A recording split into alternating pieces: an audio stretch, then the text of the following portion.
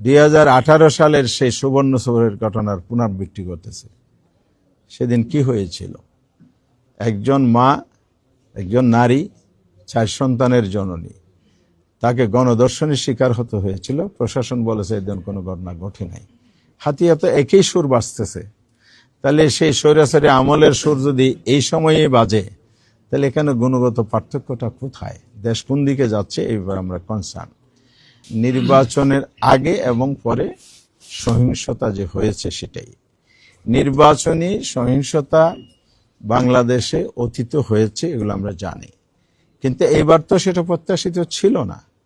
এই জায়গা থেকে বেরিয়ে আসার জন্য তো জুলাই অভ্যুত্থানে অনেক রক্ত ঝরেছে, জীবন দেয়া হয়েছে, এবং সেই জায়গাটা পুনরাবৃত্তি ঘটছে।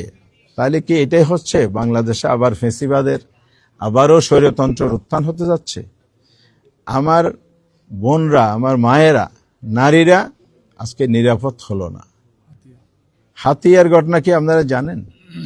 2018 সালের সেই সুবর্ণ সৌরের ঘটনার পুনরাবৃত্তি করতেছে। সেদিন কি হয়েছিল?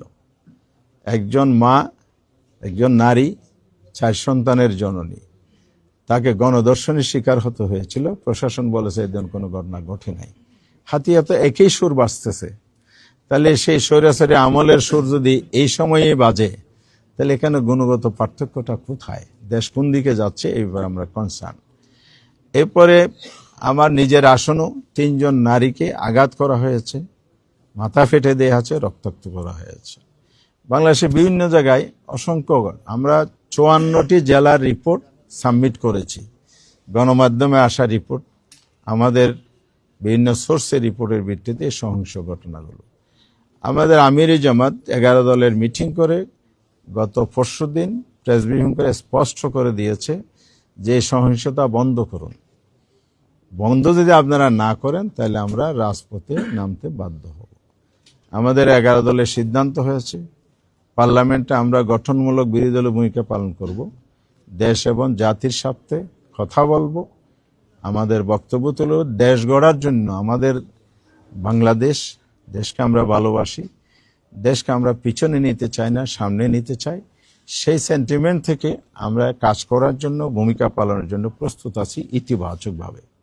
কিন্তু যদি এই ধরনের সহিংসতা অব্যাহত থাকে তাহলে অবশ্যই দেশ আবার পিছনের দিকে যাবে। আমরা কোনো অপশক্তির হাতে, যারা ষড়যন্ত্র করে দেশকে অস্থিতির সৃষ্টি করে গণতন্ত্রের অভিযাত্রাকে ধ্বংস করার পায়তারা করবে, সে জায়গায় আমরা আপোষহীন থাকব। এই জন্য প্রয়োজনে আমরা রাস্তায় নামতে বাধ্য হব।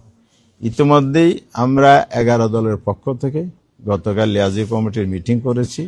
শীর্ষ নেতৃবৃন্দের সাথে আলাপ করে আমরা আগামীকাল 16ই ফেব্রুয়ারি ঢাকার রাজপথে বাইতুল মোকাররম উত্তর গেট থেকেই আমরা প্রতিবাদ সভা এবং বিক্ষোভ মিছিলের ঘোষণা দিয়েছি।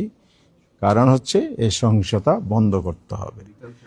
বিকাল 4:30টায় জনগণকে সাথে নিয়ে আমরা এটা প্রতিবাদ করতে চাই। এত যে না থামে তাহলে আমাদেরকে রাজপথে আরো আগাতে হবে। আমরা চাই না রাজপথে রাজনৈতিক বিষয় সমাধান করতে হোক। দেশে একটি পার্লামেন্ট গঠিত হয়েছে, হয়তো 2 দিন পরে শপথ হবে। সেই পার্লামেন্টে রাজনীতির সকল আলোচনার কেন্দ্রবিন্দু হোক, এটাই গণতান্ত্রিক রেওয়াজ, পলিটিক্যাল কালচার নতুন দ্বারা আমরা তৈরি করতে চাই। কিন্তু যারা অধিক সংখ্যক আসনে বিজয়ী হয়ে সেই পথে না হেঁটে অসুস্থ পথে যেতে চান, জনগণ সেটা মেনে নেবে না। জনগণকে সাথে নিয়ে আমরা এটা রুখে দেবো ইনশাআল্লাহ।